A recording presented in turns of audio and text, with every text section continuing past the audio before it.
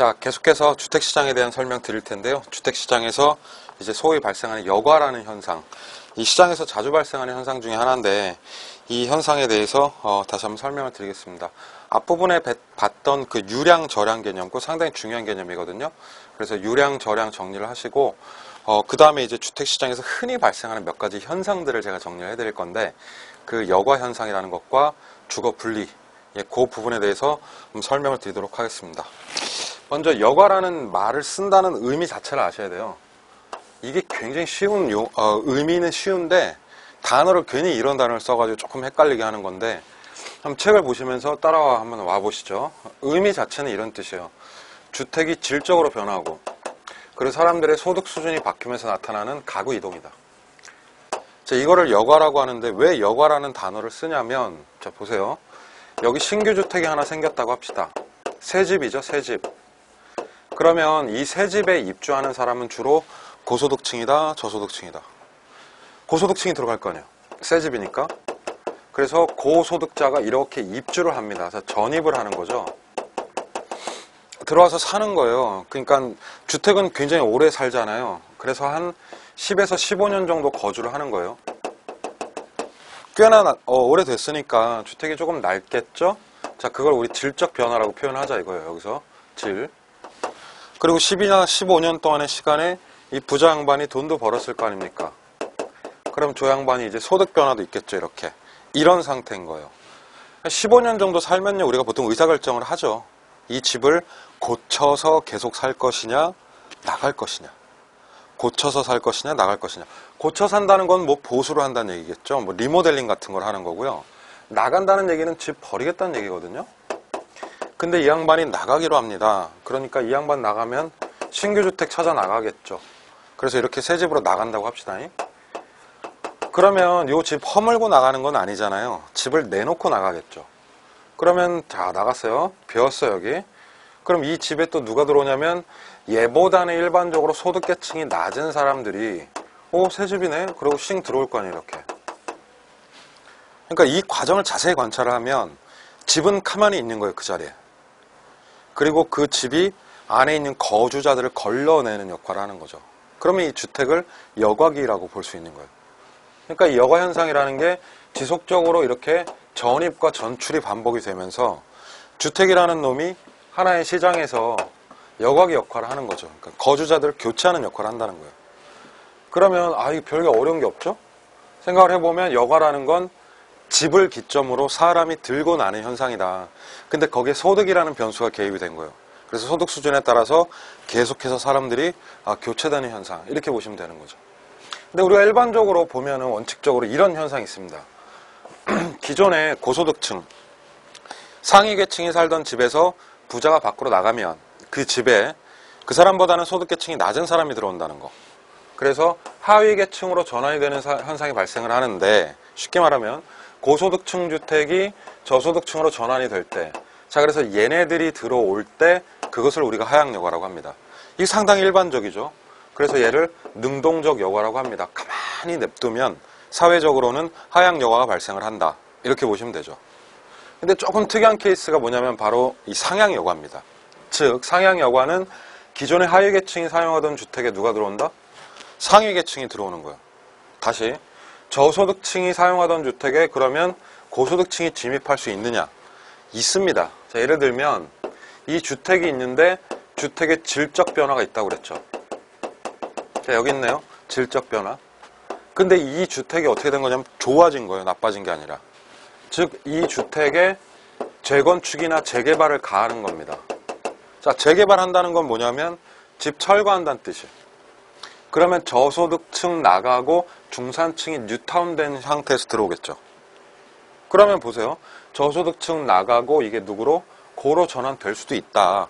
이렇게 고소득층이 들어오는 이러한 현상을 잡아서 상향여과라고 한다. 이렇게 설명을 하는 거죠. 그러니까 상향여과는 시험에 나올 때 이 재건축, 재개발 달고 나올 수밖에 없다는 거. 그리고 이거는 내추럴하게 일어나는 일이 아니거든요. 인위적으로 개발을 해야 되는 거죠. 그렇죠? 그래서 얘를 수동적 여과다 이렇게 부르는 겁니다. 그러니까 여과는 딱 보실 때 기본적으로 이 두 가지, 하향여과와 상향여과, 얘를 이제 좀 정리를 하시면 되는 거죠. 이 여과 현상이 지속되려면 말이죠. 여기 누군가가 살고 있는 건데 이 사람이 나가야 여과가 되는 거거든요. 그러면 이 특징이 뭐냐면 이 사람이 나갈 집이 필요하다는 거. 그래서 1번에 지속적인 여과가 이루어지려면 바로 이 두 글자 공가가 끊임없이 공급돼야 되는 거예요. 시장에 새로운 신규 주택이 수혈이 돼야 요놈 나가고 요놈 들어오고 이게 일어난다는 거예요. 그러니까 공가는 여과의 필수 요소다. 이렇게 보시면 되는 거고. 자, 여기 원래 고소득층이 살았는데 이 양반이 이사 간다는 건 더 좋은 집을 찾아가는 거겠죠. 그럼 얘의 주거의 질은 개선된다가 정답이에요. 자, 얘가 나가고 저소득층이 이렇게 들어오면 이 사람 입장에서도 기존에 살던 것보단 좋은 집으로 오는 거죠. 그러니까 얘도 그렇고 우리 여과는 주거의 질을 전반적으로 어떻게 개선시키는 특징이 있다. 자, 이런 개념이죠. 그렇죠? 그러니까 여과가 별게 아닌 거예요. 주택을 놓고 소득계층에 따라서 연쇄적으로 주거 이동이 발생하는 현상이다. 이렇게 정리하시면 되겠습니다. 그 다음 현상.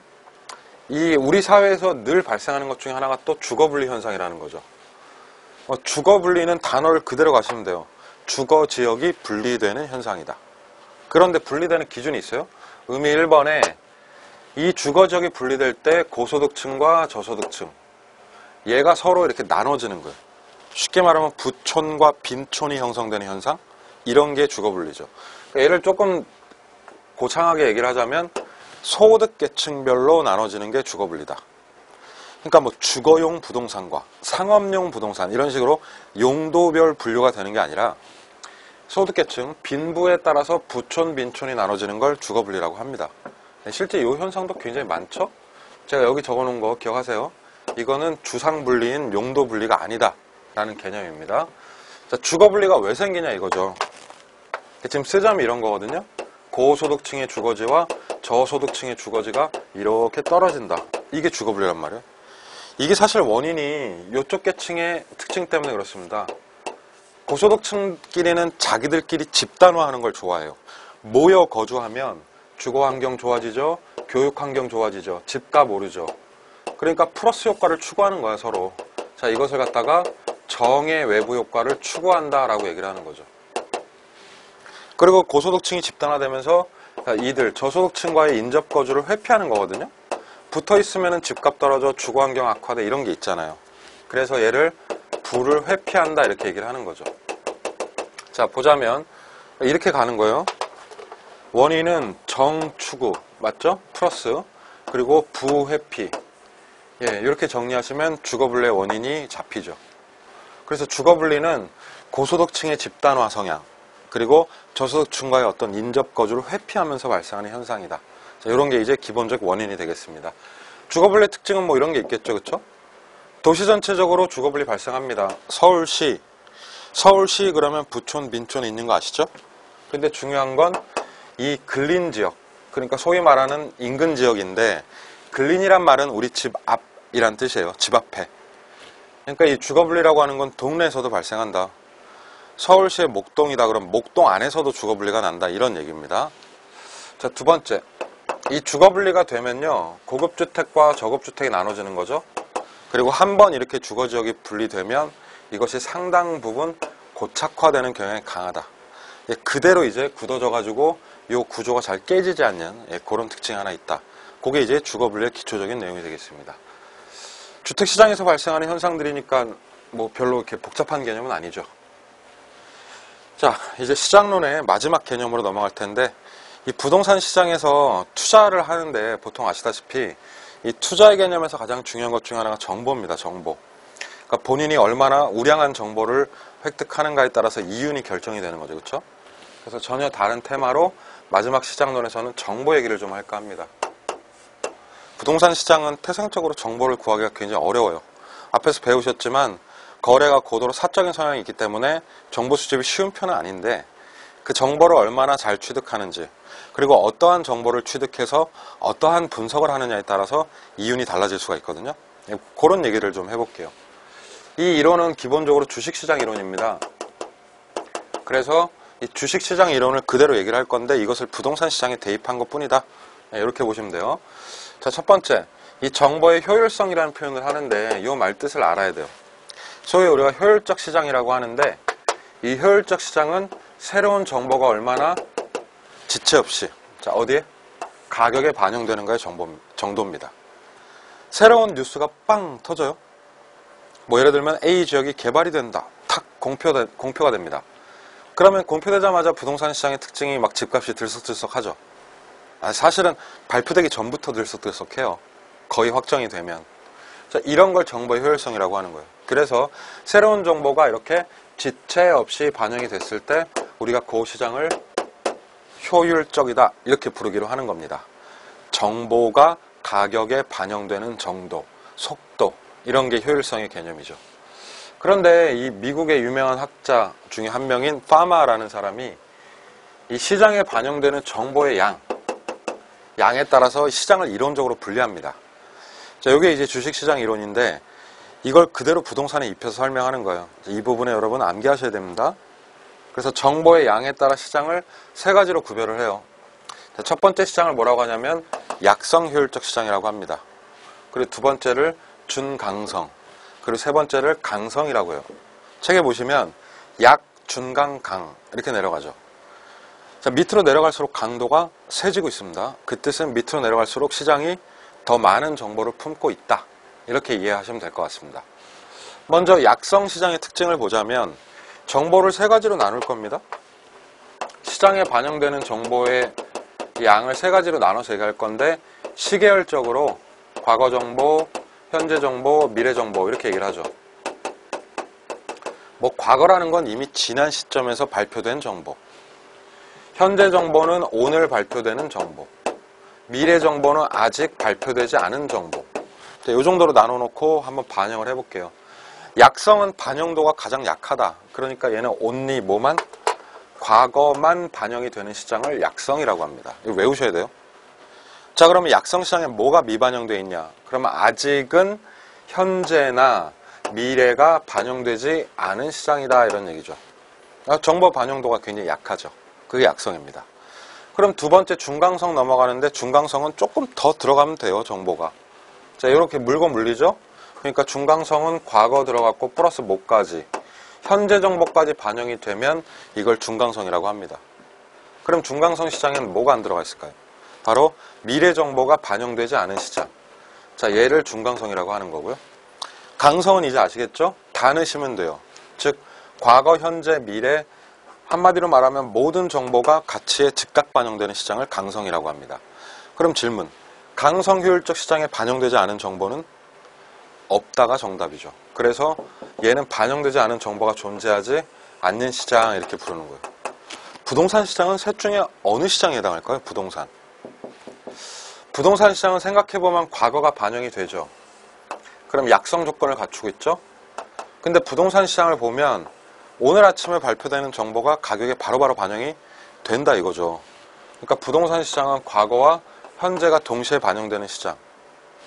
자, 근데 부동산 시장에는 아직 발표되지 않은 모든 정보가 담겨 있는 건 아닙니다. 시장에 숨겨진 정보들이 분명히 존재해요. 그래서 우리가 주식이나 부동산을 일반적으로 어디? 준강성 효율적 시장이다. 이제 이렇게 얘기를 하는 겁니다. 자, 투자자들이 각각의 시장에서 돈을 벌려면 투자 분석을 하는데요.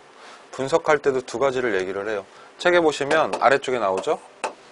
이 정보에 대한 분석은 기술적 분석과 기본적 분석으로 나눠진다. 그래서 분석에 있어서 기술과 기본의 의미를 아셔야 되는데 기술적 분석을 한다는 건 과거 정보를 분석한다는 뜻이에요. 주식계에서 기술적 분석이라는 건 추세 분석이거든요. 그래서 과거의 흐름을 통해서 미래를 예측하는 분석을 하는 건데 이 기술은 그래서 과거 분석 이렇게 해석을 하는 거고요. 기본적 분석은 현재 정보를 분석한다라고 봅니다.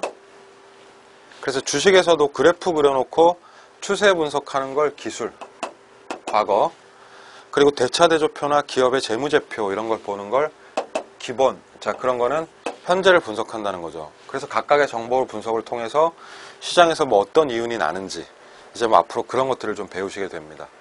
지금 우리가 입문 단계니까요. 기본적으로 정보 반영에 따라 시장이 세 가지로 구별된다.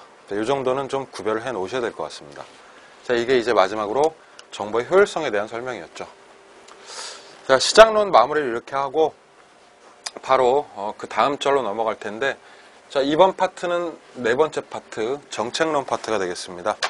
이 정책론은 시험에서 한 5문제 정도 나오는 파트인데, 부동산 정책이라는 것 뜻 자체가 그렇죠. 정부가 문제를 인식하고 시장에 들어와서 해결책을 내놓는 겁니다. 다시 한번 여기요. 정책이라고 하는 건 뭐냐면 정부가 부동산 문제를 인식을 하고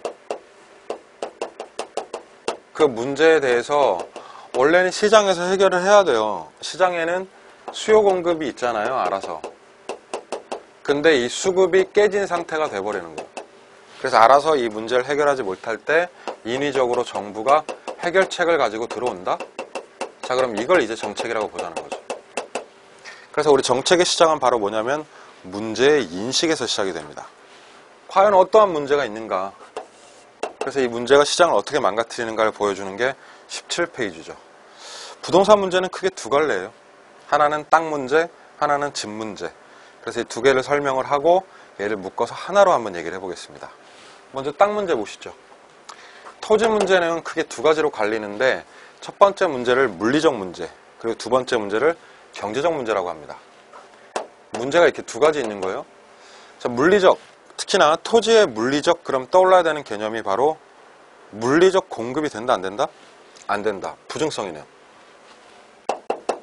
토지는 부증성이 있기 때문에 인위적으로 공급할 수 없다면 양이 어떻다? 부족하겠죠. 자, 고정된다는 얘기는 그 자체가 토지의 절대량 부족으로 이어지는 거예요. 이걸 양적 문제라고 합니다. 근데 공급이 안 되고 양이 정해져 있으면 그게 자연스럽게 희소 가치라는 게 생기죠. 자, 부증성 때문에 희소성이 생기면서 땅값이 어떻게 될까? 올라가는데 그게 바로 경제적 문제. 이 경제적 문제라고 하는 것은 결국에는 땅값의 어떤 비정상적인 상승 문제. 이걸 지가고라고 합니다. 지가고는 한자대로 해석하면 땅값이 비싸다 이런 얘기인데 얘는 정확히 해석을 하자면 땅값이 미쳤다는 얘기예요. 미친 땅값이란 뜻입니다. 그래서 물가 이상으로 너무나 심하게 오른다? 그러한 어떤 흐름을 지가고라고 합니다. 그럼 이렇게 지가고가 나면 좋을까요? 땅값 오르면 좋으세요? 만약에 좋다고 하신 분들은 복부인이시고 아니 하시는 분들은 본인이 땅이 없다는 걸 인정하신 거예요. 저 같은 경우에도 땅이 없어요. 하나도 제 명의로. 그러니까 저는 지가고가 나면 아주 죽겠습니다. 네, 그 문제가 많아요. 그 문제를 이제 시험에서 내는 거죠. 그래서 아래쪽에 책에 나오는 게 지가고가 발생했을 때 어떠한 문제들이 생기겠는가. 그래서 우리가 이 지가고의 문제를 살펴볼 필요가 있다는 거죠. 다방면에서 문제가 발생하는데 한번 보여드릴게요. 이해합시다. 1번 지가고라고 하는 건 일단은 지가 상승폭이 합리적 수준 이상으로 뚫고 올라간다. 그렇죠? 2번에 이게 다양한 사회적 문제를 발생시키는데 그 문제라는 게 이런 게 있다는 거예요. 첫 번째로 부익부 빈익빈. 땅이 있는 사람은 좋고 땅이 없는 사람은 나쁘고 부자는 더 부자가 되고 가난한 사람은 더 가난한 사람이 된다. 소위 말하는 양극화. 이게 바로 빈부격차. 이건 사회적 문제를 초래할 수밖에 없죠. 그렇죠? 땅값이 비싸면 양극화 현상이 발생을 한다. 자, 두 번째. 땅값이 비싸면 공공용지 취득비용이라는 말이 나오는데 공공용지 취득비용은 누구 얘기예요? 정부 얘기예요. 이건. 그래서 정부 입장에서 땅 사는데 많은 돈이 들어갈 수 있다는 게 공공용지 취득비용 문제입니다. 자, 세 번째. 제품의 생산비? 생산비는 누구 입장일까? 이거는 공급자 입장. 그래서 제품을 생산하는데 비용이 너무 많이 들어가가지고 그러한 충분한 주택 생산이 안 되는 문제. 이런 거 생길 수가 있죠. 그렇죠? 그리고 마지막에 건축비의 비중 감소가 중요한데 토지는 재료란 말이에요. 집을 짓는 재료. 근데 이 재료값이 너무 심하게 올라가면 주택 짓기가 힘들어지죠. 이 재료로 돈을 다 쓰는 거야. 이 재료비가 예전에는 5억이었는데 재료값이 10억으로 늘어났다? 그러면 그 재료 사는데 돈을 다 쓰고 건축으로 투입할 수 있는 돈이 어떻게 되는 거예요? 줄어드는 거죠.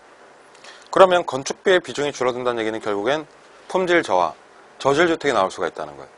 그래서 사회적으로 봤을 때 양극화 문제, 그리고 정부 입장에서 땅 사는 문제, 그리고 생산비 문제, 그리고 건축비 문제. 자, 이런 게 생길 수가 있다는 거예요. 이걸 묶으면은 전체적으로 사회적으로 좋지 못한 현상이 발생할 수 있다는 거죠. 자, 이게 기본적인 집가고의 문제입니다. 역시나 좋지 않구나 라는 거를 인식을 하셔야 돼요. 근데 문제는 토지 문제가 이렇게 발생을 하면 이것이 주택 문제를 불러옵니다. 그래서 계속해서 나오는 게 주택의 양적 문제와 질적 문제거든요. 자, 한번 이어서 얘기를 해볼게요. 주택 문제는 양적 문제가 첫 번째 있는데 이건 뭐냐면 집이 모질란다는 얘기예요. 자, 분명히 그랬죠. 땅값이 어떻다고요? 비싸다고요. 그러니까 땅이 비싸면 건축 재료가 올라가는 거고, 그러면 충분하게 주택을 지을 수 없다 하는 게 바로 물리적 문제라는 거죠. 자, 결국에는 양적 문제는 절대수의 부족 문제다 이거죠. 집을 충분히 지을 수 없다면 또 뭐가 날까요? 질적 문제가 나는 거예요. 그러니까 질적 문제라고 하는 건 뭐냐면 주택 수 자체의 문제라기보다는요, 실제로 열악한 주거 환경의 문제. 두 번째는 이걸 부담할 수 없는, 즉 낮은 구매력의 문제라고 보거든요. 자, 이걸 하나로 이어보면 문제가 이렇게 되는 거예요. 첫 번째, 토지 문제 배우셨어요? 토지 문제는 뭐가 있다? 부증성이 있다. 이게 뭐다? 토지는 양적으로 부족하다. 절대량이 부족하다 보니까 토지 문제에서 희소성, 토지의 희소 가치가 강화되면서 땅값이 올라간다? 그럼 그거 뭐라고 하자? 지, 가, 고. 정상적인 수준 이상으로 집가 상승의 문제가 발생을 한다. 그럼 이게 좋냐? 나쁘다는 거예요. 집가가 상승한다는 건 어떻게 보면은 재료값이 올라간다는 얘기죠. 그러니까 주택을 충분히 지을 수 있다, 없다? 없어. 그럼 부족 문제가 생기고 이것이 양적 문제로 이어지는 거죠. 또 땅값이 비싸니까 그 위에 짓는 집이 비싸지는 거예요. 그러니까 집이 너무 비싸니까 내가 좋은 집에 살 수 없어. 그게 이제 무슨 문제? 질적 문제라는 거죠. 그렇다면 주택의 부족뿐만 아니라 여기에 주택의 다양한 질적 문제, 뭐 예를 들면 주거 환경이랄까, 아니면은 주택 이자내다가 평생 다 갑니다. 그러니까 본인의 어떤 낮은 구매력의 문제, 이런 것들이 한 큐로 일어난다는 거죠. 그래서 이 모든 문제는 따로따로 발생하는 것 같지만 엮어보면 하나로 다 연결되어 있다는 거. 그리고 그 출발점이 어디다? 이거요. 이게 악의 근원이죠. 바로 이게 부증성 때문이다라는 걸 알 수가 있죠. 그래서 문제는 이렇게 다채롭게 여러 개를 쭉 연결해서 보셔야 됩니다. 토지 문제와 주택 문제. 자, 문제의 인식까지 했고요.